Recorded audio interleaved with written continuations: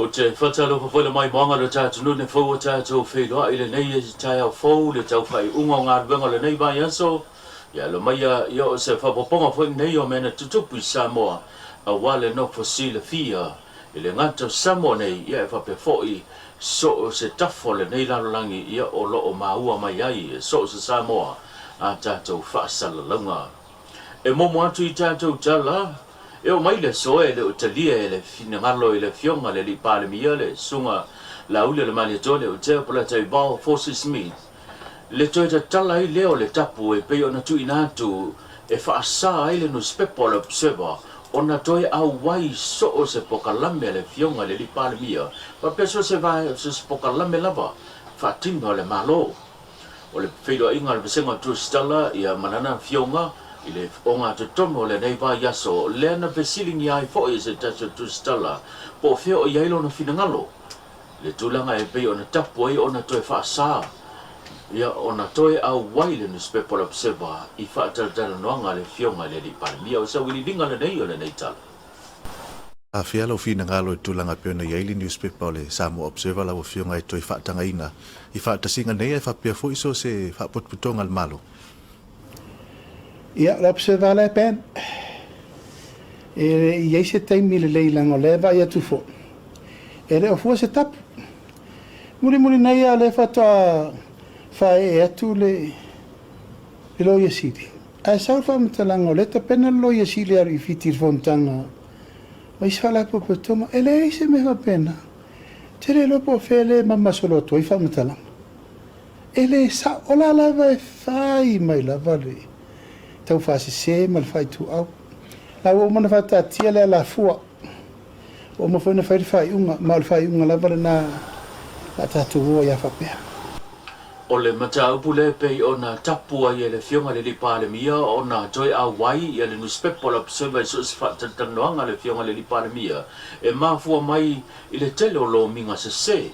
ma le moni e pe ona la to fa sala la wina a o iai ia le fionga le te tai o le malo I lana sailinga ngase e tunu mau se ia fa solo mai luma mai foi le lava pe ona sa no le fionga le li pale mia le tele lo minga se o lo la to fa sala la wina mai le moni mai le fa maunia mai o mai le so e le I mafai lava ona fa to ese le newspaper observer e tu sai mai se na la to fa tudina ma le mafuanga le o lo va pe na lava ona ta mau pele fina ngalo le pale mia e tapu I lava ona a waile newspaper observer e so se whaatatanoanga ma so se pokalame nana fionga. Inisio tātou tala o le papeao lea sona nafi lea na tu ua ai e le fionga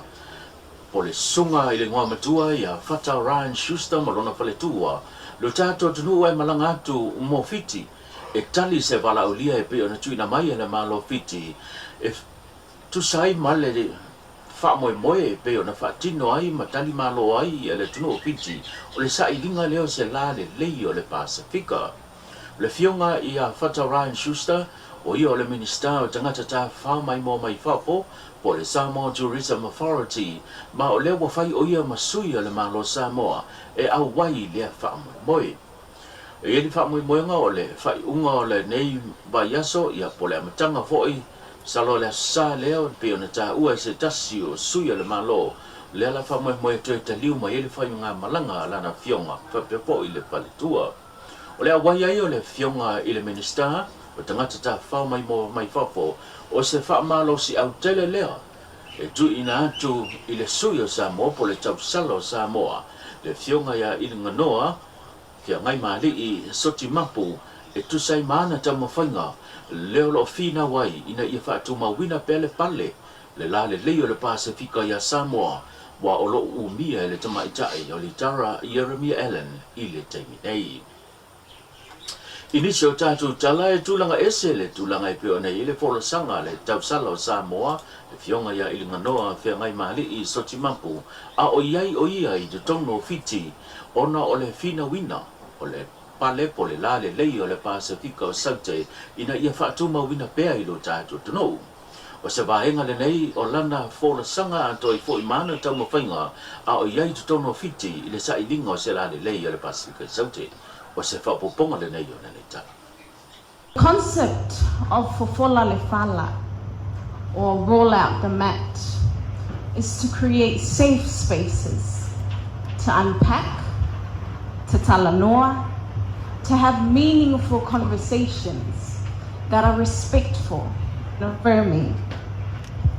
So, let's talk. Let's talanoa. Tulo, tulo, tulo lava.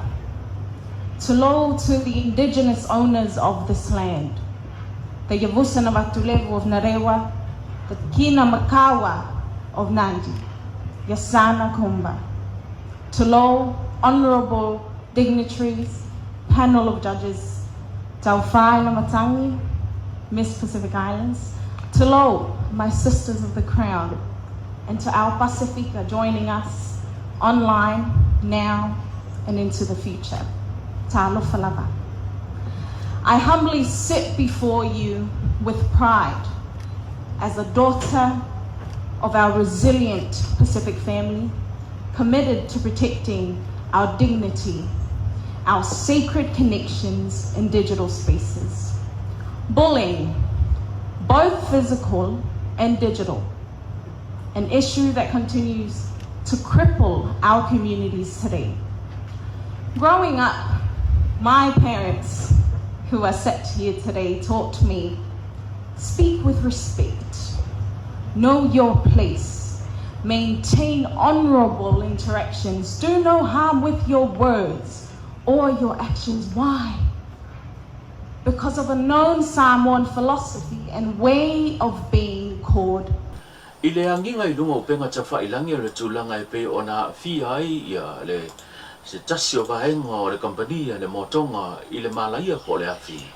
O le wa whamanino e lana fionga le lipule lupe matsila ia le tulanga e pe ona iai ia tala wa fia abeai. E pe ona iai ia le malaia e pe ona fiai ia le tulanga o le pislisi ma le kampania le motonga. I se whatatanoanga le fionga lupe matsila ma le lua api o lena ia sau no ai. O le vahenga I pito I tua, o le fale malo lo ai ia le aufenga wenga, le na afia I le tūlanga le malaya, ai le o le fale, lea e teu o loa, o lo iai ia vahenga tā ua, mo le whatau inatu po o loa ese le company, e pe ona whaasala la wina e nisi ho I o ala ata po nisi ho tangata I lunga le upenga ta whai langi, o se wili linga le nei o le nei tala. O le tār se fūronga pō. Ai wala au mai se tasi o ainga next door inga kai. Ai wo ngofola ko ma vili fu mu ia. O ngai kanga ka ia inga kai o le me fu ile manga ia le me le faile le tu oi. Bai ka ke ala kuai ngai ka mai ia au I fo mako asu fo mako vai la lo menga I pa avule mako ingui ngwai mako ka fa wai. Ia ka ke ala kwa fai me alo fo e mo ngai ainga. Ia le ka ke lo wa ngai I le me le ma vidi ala ko fui mo ke de vidi ya o wala ku loa ia nga po ya ke ala ku o la e mo mai ku ya o la ku loka ka wo fia o la ko ngai ka la ngole lo ka ke ya o la ku loka ka la ke mo ko ya fai lo nga lu nga mo le ka mo fai fa sa nga ko ngole o le warehouse Le fai lo fo I pena sa no fo I le fionga lupe matsila tu sai ma suenga ale fesa por officer tine mu lena taliatu mo le tamwhainga tinei le malaya. Mai e fōlingo lo masalo mia o se tūlanga o le sigareti, lena la fwai, lena mafuai, le malaya po le mu, lena fia ai, ia le fale malolo ai lau whainga, wenga o se whapoponga le nei o neta. O whainga rui,